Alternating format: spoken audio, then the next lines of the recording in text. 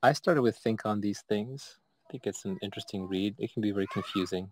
None of his stuff is simple, unfortunately. I think the Book of Life is probably his simplest read, but even that one, it doesn't really grab people. Naval 2024. No, I'd have to be insane to run for office. They just shred you. They destroy your life.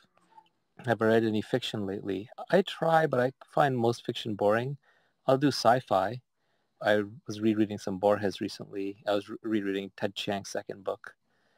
Favorite book is hard because a book is a conversation between the reader and the author.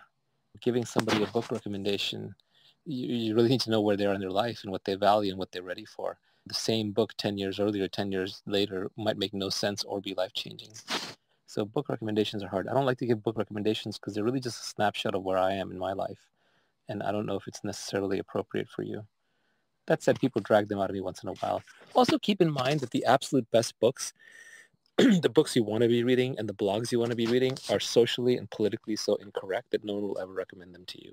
You have to hunt them down on the dark corners of the internet without falling into conspiracy theories, because those are a thing too. You can land in, Pizzagate and satanic rituals and all that conspiracy theory. So you have to be very careful when you go researching on your own.